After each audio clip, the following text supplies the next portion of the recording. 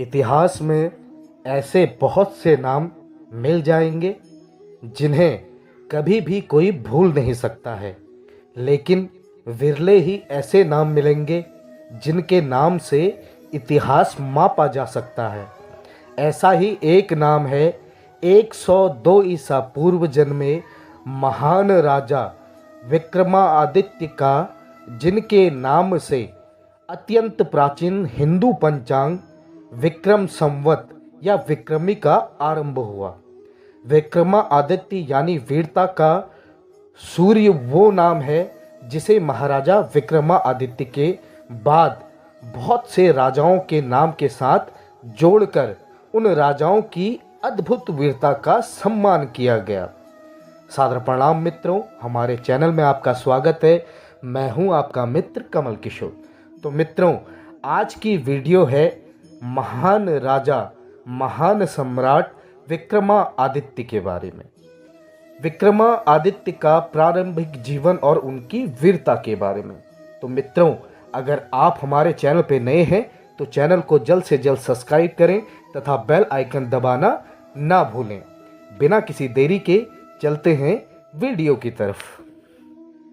विक्रम संवत के अनुसार लगभग 2288 वर्ष पूर्व जन्मे विक्रमादित्य का वास्तविक नाम विक्रमसेन था और उनके पिता उज्जैन के राजा गंधर्वसेन और माता सौम्य दर्शना थी। उस वक्त कौन ये जान सकता था कि बचपन से ही निर्भीक और पराक्रमी विक्रम आगे चलकर भारत का चक्रवर्ती सम्राट बनने वाला था। लेकिन विक्रम की कहानी तो जैसे स्वयं महादेव ने लिख रखी है। जब बर्बर शकों ने विशाल भारत पर आक्रमण किया तो विक्रमादित्य के पिता राजा गर्दभिल्ल यानी राजा गंधर्वसेन के साथ उनका भयंकर युद्ध हुआ, जिसमें राजा गंधर्वसेन की पराजय हुई और शकों ने भारत में अपनी जीत की निशानी के तौर पर अपने शक संवत की शुरुआत कर दी। हैवान शकों ने भारतीयों पर अत्याचार करना शुरू कर दिया। धीरे धीरे शकों ने भारत के कई भागों को अपने कब्जे में ले लिया।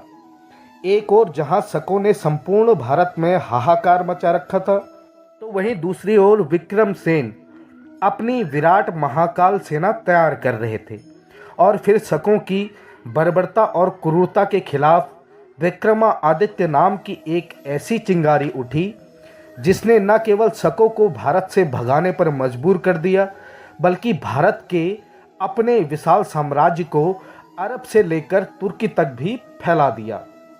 57 ईसा पूर्व में शकों का काल बनकर युद्ध जीतने के बाद विक्रमादित्य ने विक्रम संवत की स्थापना की और भारत के इस गौरवमयी विक्रम युग में अपने साम्राज्य का विस्तार करना आरंभ किया। विक्रम युग की महिमा इस तथ्य से ज्ञात होती है कि भारत में महापुरुषों के संवत उनके अनुयायियों के श्रद्धावश चलाए गए। लेकिन आज भी भारत और साथ ही नेपाल का सर्वमान्य संवत विक्रम संवत ही है। अपने अनुपम साहस, कर्तव्य परायण और युद्ध कला के लिए प्रसिद्ध महाराजा विक्रमादित्य वो चक्रवर्ती हिंदू सम्राट बने जिन्होंने संपूर्ण विश्व पर एक छत्र राज किया और साथ ही अपने न्यायप्रीत्या और उदारता और ज्ञान का लोहा मनवाया।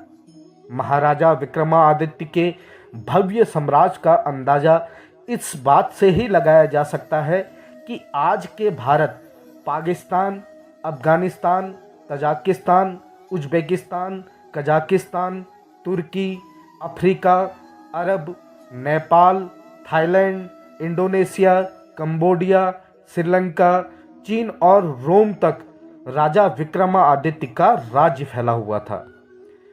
सम्राट विक्रमादित्य न केवल उच्च व्यक्तित्व के स्वामी थे, बल्कि उनमें किसी भी व्यक्ति को परखने की भी अद्भुत क्षमता थी। शायद यही वजह थी कि वे पहले ऐसे राजा थे जिनका दरबार धन्वंतरी, अमरसिम्हा शंकु, खातार करपरा, कालिदास, भट्टी, वरुरुचि, वराहमिहिर जैसे उच्च कोटि के विद्वान और महान नवरत्नों से प्रतिष्ठित था। सम्राट विक्रमादित्य की बुद्धिमत्ता, पराक्रम, न्यायप्रियता और महानता के विषय में संस्कृत, प्राकृत, हिंदी, बंगला, गुजराती आदि बहुत सी भाषाओं में अनेक कथाएं प्रचलित हैं, जिनमें बृहत कथा, बेताल, पच्चीसी और सिंहासन बत्तीसी की कहानियां बेहद लोकप्रिय हैं। सम्राट विक्रमादित्य अपने राज्य की जनता के कष्टों और उनका हालचाल जानने के लिए वेश बदलकर नगर भ्रमण करते थे और अपने राज्य में न्याय व्यवस्था कायम रखने के लिए हर संभव प्रयास करते थे। इतिहास में वे सबसे लोकप्रिय और न्यायप्रिय राजाओं में से एक माने जाते हैं। उन्होंने अपने राज्य में राम राज्य की स्थापना की और भारत का राजदूत बनकर भारतीय संस्कृति को संपूर्ण विश्व तक पहुंचाया। सनातनी परिवार भारतीय इतिहास के स्वर्णिम युग महाराजा विक्रमादित्य के शासनकाल को याद करते हुए सम्राट विक्रमादित्य को कोटि कोटि नमन करता है। मित्रों, इसी के साथ इस वीडियो को यहीं समाप्त करते हैं। उम्मीद करता हूं कि आपको सम्राट विक्रमादित्य की कहानी सुनकर कुछ ना कुछ सीख जरूर मिली होगी और आपको इस कहानी को सुनकर बहुत अच्छा लगा होगा। उम्मीद करता हूं मित्रों कि आप यह वीडियो ज़्यादा से ज़्यादा अपने फ्रेंड सर्कल में शेयर जरूर करेंगे। धन्यवाद। स्टे